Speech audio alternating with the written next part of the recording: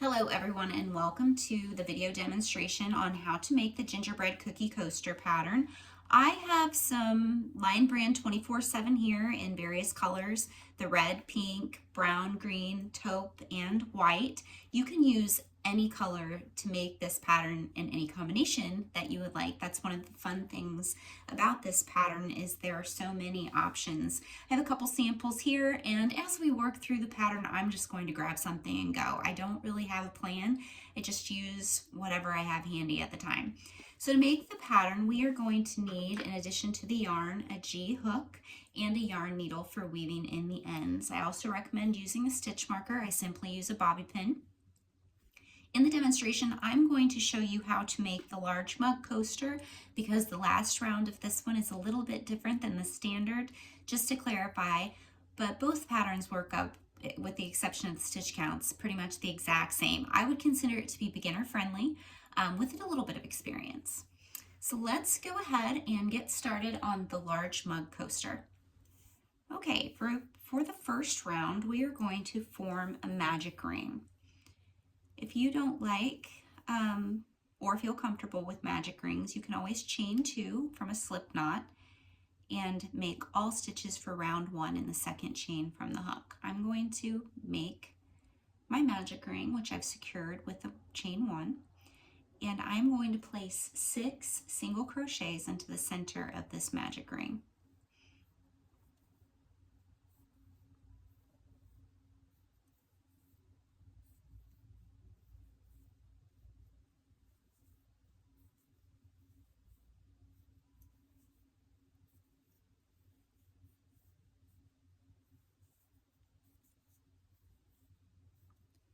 Once I've made 6, I'm going to tighten the center just a little bit and join to the first single crochet that we made with a slip stitch and chain. But before I'm going to change colors before. Pull up the red and chain 1. The chain stitches in this pattern will not count in your stitch count. For round 2, we are going to place 1 half double crochet increase in each stitch around, so we will end up with 12 half double crochets by the end of round 2. So I'm going to yarn over and go into that first stitch with a half double crochet. Go ahead and slide my stitch marker in and go back into the same stitch with the second half double crochet to complete the increase. I'm going to do that in each stitch around.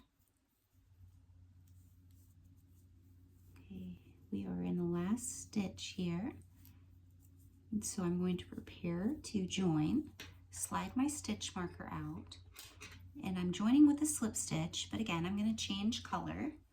I think I'm going to change over to the taupe.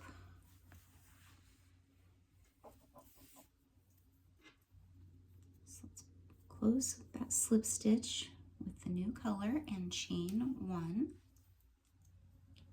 For round 3, we're going to bean stitch in each stitch around. Now the bean stitch gives us an increase without really noticing we're increasing because we're going to close it with a chain stitch. So to create it, I'm going to take my hook and go into the very first stitch and pull up a loop. I'm going to yarn over, go back into the same stitch, pulling up a loop, and I'm going to do that one final time, yarning over and pulling up a loop, so that we end up with 6 loops on the hook. I'm going to yarn over and pull through all 6 loops to complete the stitch, and then I'm going to chain 1. And that will create an increase for us as well because we have a stitch here and a stitch here. So I'm going to go ahead and slide my stitch marker into the bean stitch, and there's our chain 1 that closed it, and I'm going to make 1 in each stitch around. So by the time that we get to the end of round 3, we will have made 12 bean stitches and 12 chain stitches for a total of 24 stitches in this round.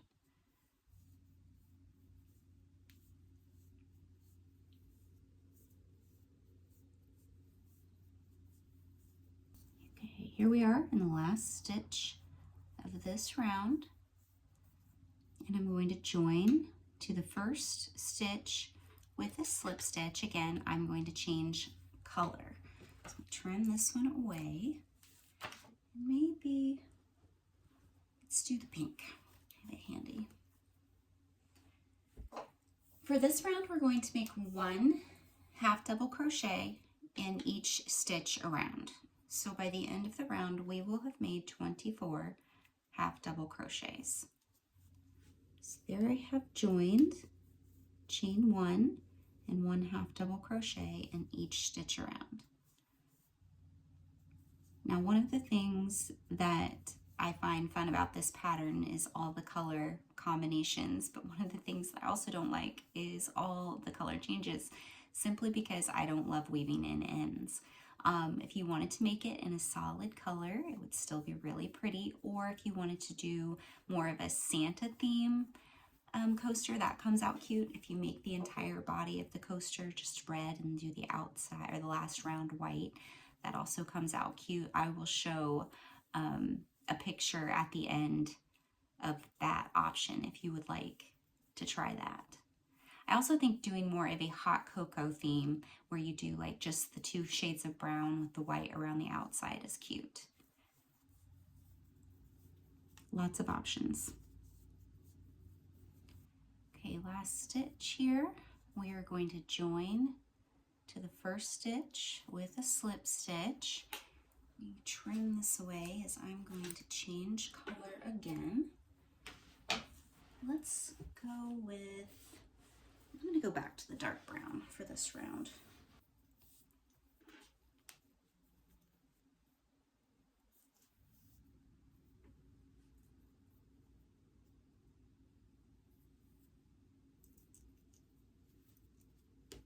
Chain 1 after the join.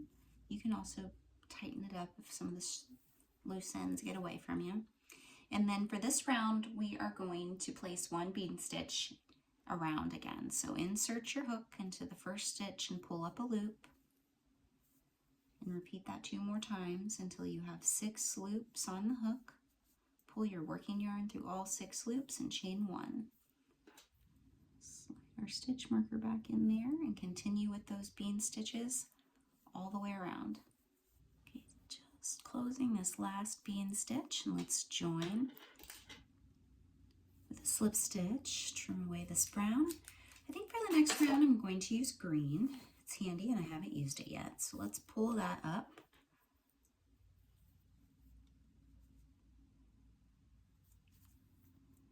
And chain 1. And for this round, we are going to make 1 half double crochet in each stitch around. So by the end of this round, we will have made 48 half double crochets.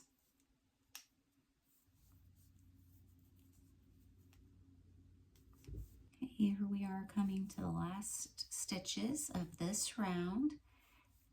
And I'm going to join, like we have in all the other rounds, with a slip stitch. So trim away this green and pull up this white. Now there's 2 differences with the last round of this pattern. So let's finish the join here and I'll show you what I'm talking about. Chain 1. Now right now, the right side of the coaster is facing us. I want this round to look a little bit more finished and have this like scalloped edge. So to do that, I need to turn this so that the wrong side of the work with all of these ends is facing me. And then I'm going to work this last round going in a counterclockwise motion so that it has a finished look about it when we're done. The other difference in this round is in previous rounds when we were making the bean stitch, we would close it with a chain stitch to help us increase. We don't want to increase in this round, so we're not going to put that chain stitch on. So I will demonstrate here. We're going to go right into this first stitch, pulling up a loop and repeating until we end up with 6 loops on the hook.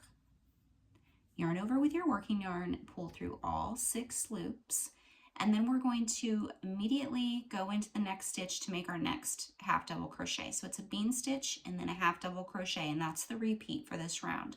So yarn over, go in, and then you'll have 3 loops and you'll complete that half double crochet. And then we're going to make a bean stitch in the next stitch. And again, that's just the repeat for this round. So no chain 1, or yarn over, go right into the next stitch to complete a half double crochet.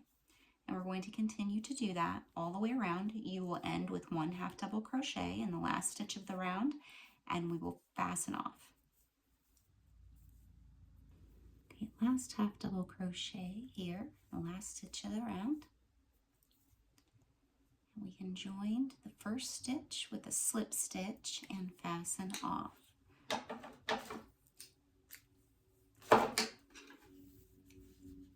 So here is what we have so far, is this really big mug coaster.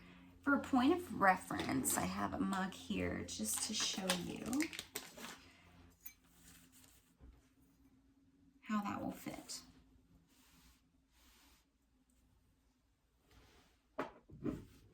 Now let's go ahead and weave in all of those ends. Okay, I just finished weaving in all of those ends, and here is the large mug gingerbread cookie coaster.